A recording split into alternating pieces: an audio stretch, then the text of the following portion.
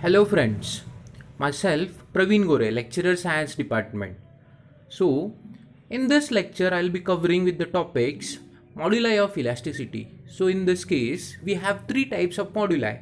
So what are those? The first one is Young's modulus, then we have bulk modulus and modulus of rigidity. And after this we'll be studying stress strain graph. In the previous lectures we have studied regarding types of stress, types of strain, and we have also studied Hooke's law, through which we got what is moduli of elasticity or modulus of elasticity. It is nothing but it is the ratio of stress divided by strain. Modulus of elasticity is ratio of stress divided by strain. Therefore, we'll move further and see what is Young's modulus, bulk modulus, and modulus of rigidity. So, Young's modulus can be defined as the ratio of tensile stress to the tensile strain. It is called as Young's modulus. It is denoted by the letter Y. Y is Young's modulus, which is tensile stress divided by tensile strain. So tensile stress, all kinds of stress are given in the form of F divided by A. Any stress, it is nothing but force per unit area that we have taken. And strain we know. For tensile strain, we have dl divided by L, where dl is change in length and L is original length. So when we arrange the equation, we get it as F into L divided by ADL. We get F into L divided by ADL. So what we take here, we take F, the force, as mass into acceleration. But here in this case, we have acceleration due to gravity. So F becomes m into g. Area, we take it for a circle, which is pi r square. When we substitute all these values in the equation for y, we get mgl divided by pi r square dl. This is our Young's modulus, which is related to length changing due to a force. Length of a body is changing due to a force. For that purpose, we can find out what is Young's modulus for that system. Then we have bulk modulus. What is the ratio of bulk modulus? The ratio of bulk stress to bulk strain. It is the ratio of bulk stress to bulk strain, or else we can say it as it is the ratio of volume stress to the volume strain. Therefore, bulk modulus is given by the letter K, which is bulk stress divided by bulk strain. Stress again is force per unit area, F divided by A, and strain is dV divided by V, wherein dV is change in volume and V is original volume. When we reshuffle it, we get it as F into V divided by A dV.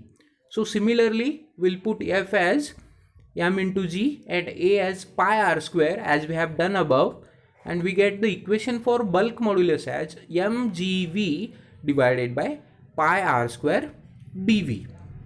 Now, the third modulus is rigidity modulus, or also called as modulus of rigidity. So it is the ratio of shear stress to shear strain. It is the ratio of shear stress to shear strain.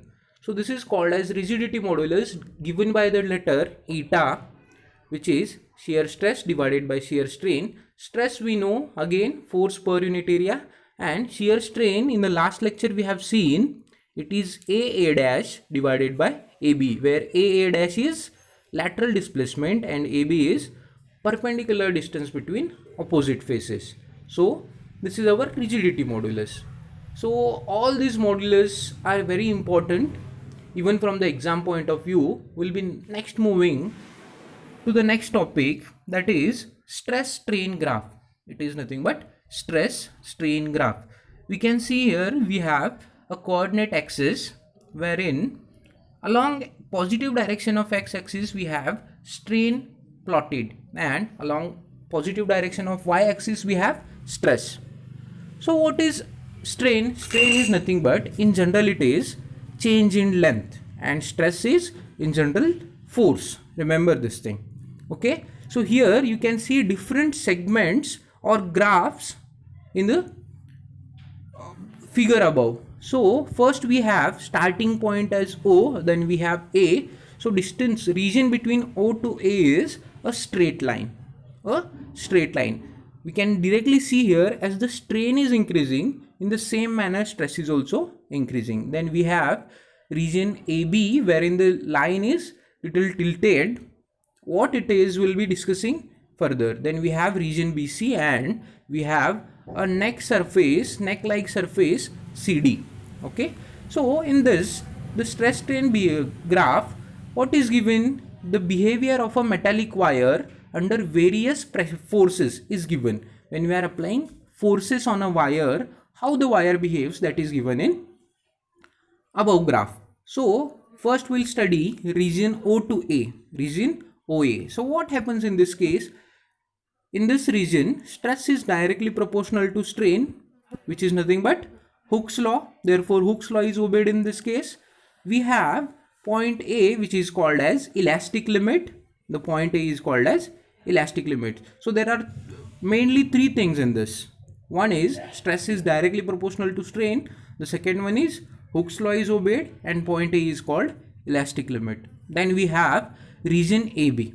So in this region, for a small change in stress, molecules of the wire slide over each other and extension is more. The molecules of the wire slide over each other. In a solid wire, we all know that molecules have fixed surface. When the force is applied, more force is applied, the molecules slide over each other and extension is little more. Okay, and the point B is called as yield point. The point B is called as yield point. Then we have region BC, which is again a straight line with little bit of slope, So here what happens? For a small increase in stress, extension is rapid.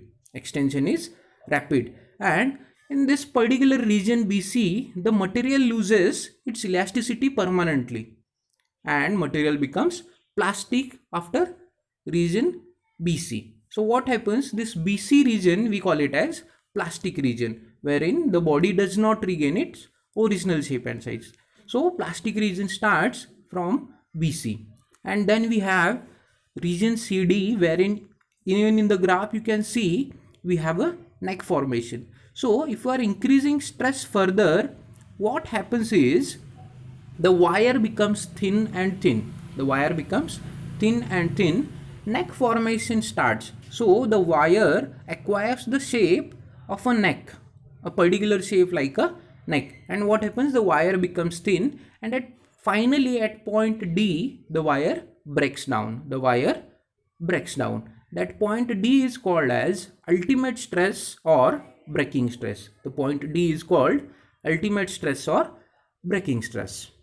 Okay, so this completes all the properties of solids, starting from elasticity, stress, strain. Then we studied stress strain graph as well as different kinds of moduli of elasticity.